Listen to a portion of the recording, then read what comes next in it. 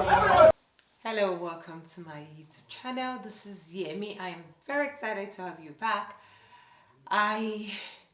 Yes, 2020 is slowly coming to an end, and it's been a very memorable year for a lot of us. So many things has happened in 2020, and I thought, one of the ways that I just kind of wanted to think back and to be more thankful is by, of course, looking back in retrospect, what I could change or what I could not change, the lessons that I've learned in 2020 to help me prepare for the next year.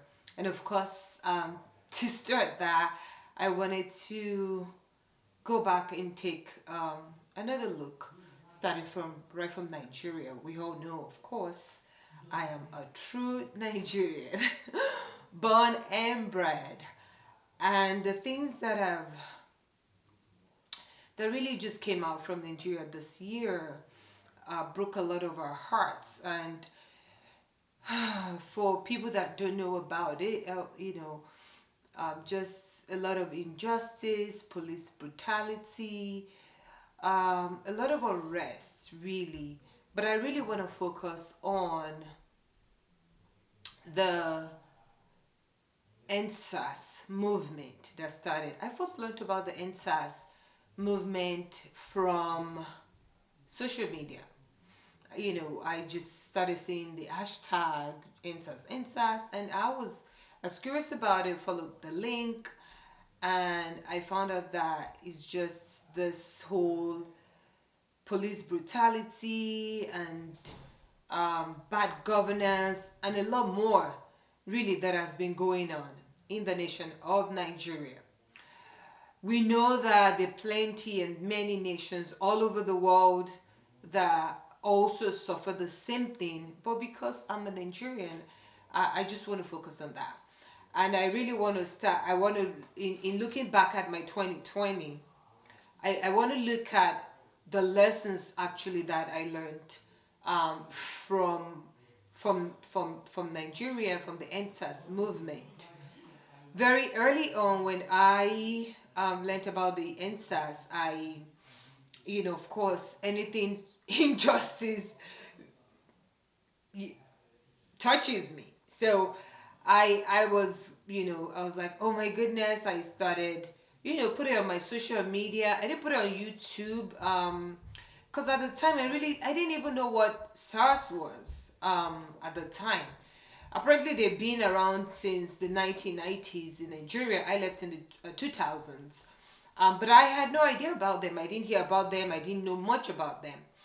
But anyways, I really didn't have a very constructive way to explain who and what and all. But I just knew that, come on, if they're killing people, or they're assaulting people and taking money from people, and for Nigerian people to get up and say they want to fight for a cause, I know that it's a big deal. So I generally, so when it started, right, what I did was I put on my Facebook, put up on my Instagram account, and of course from that somebody sent me a link for the DMV protests. So I'm like, oh yeah, I want to go for this. I really want to go for this. If I can speak for people that cannot speak up, or So anyways, I put up my social on my WhatsApp.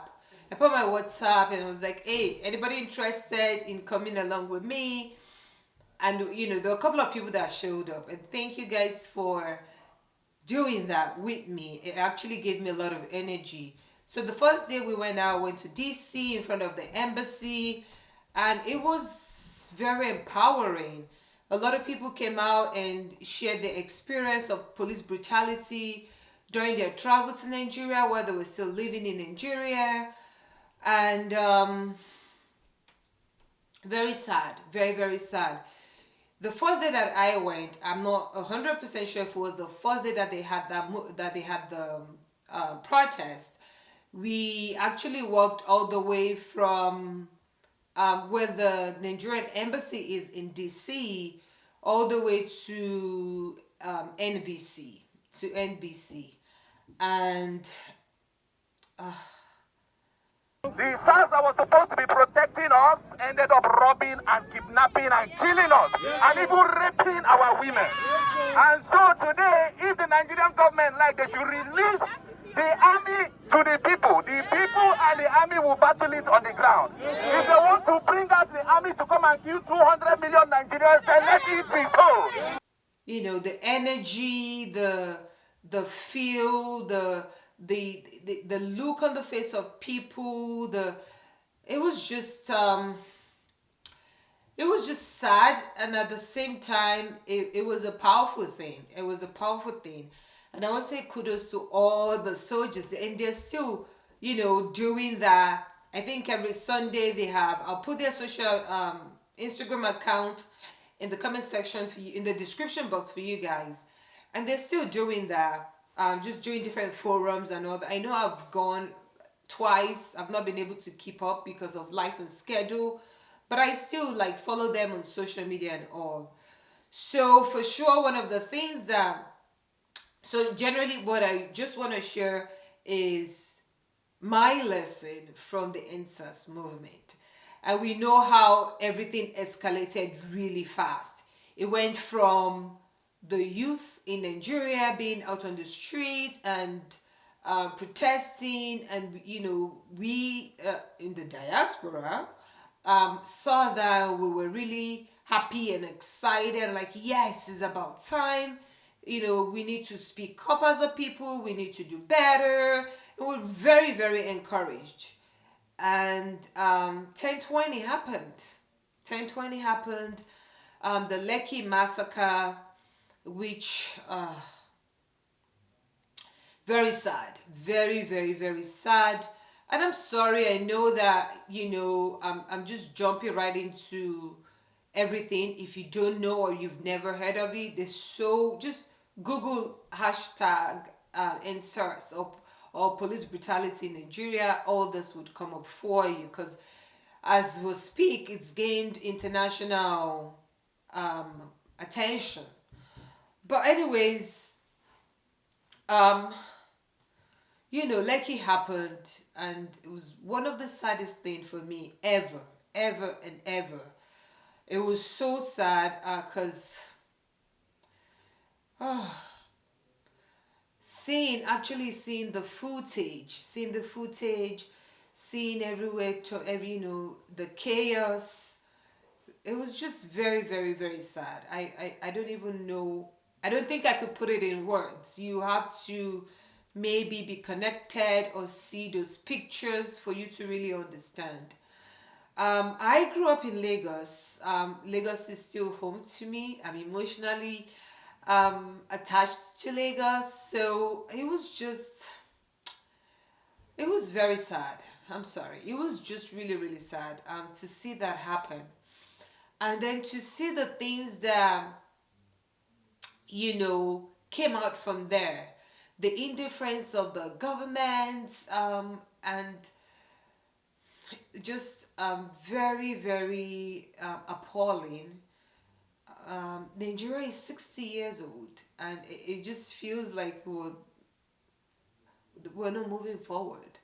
We're not moving forward in that country. So I wanted to share some of the lessons that I learned from that movement.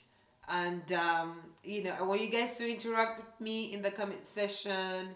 Have you heard of the ENDSARS movement in your city or your town, or if you're in Lagos? Did you go out to protest? Because I heard some people like, nope. You know, they knew from the beginning how it was going to end. So they're like, we're not going out. But some people, brave, brave, brave, brave people, came out and lent their voices. The celebrities, the pastors. It was such an emotional time for a lot of people. But you know, I speak of my experience. It was an emotional time for me, even though I was like miles away.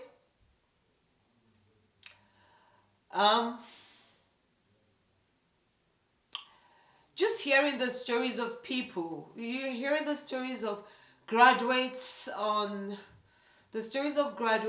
the people that have graduated, no job, people that lost family members to SARS, people that were locked up, wrongfully, people that were in prison wrongfully.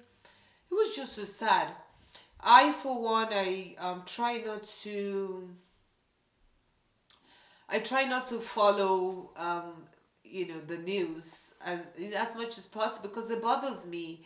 I get very anxious about it, and I hang on to this emotion for a long time, and it starts to affect my mental health.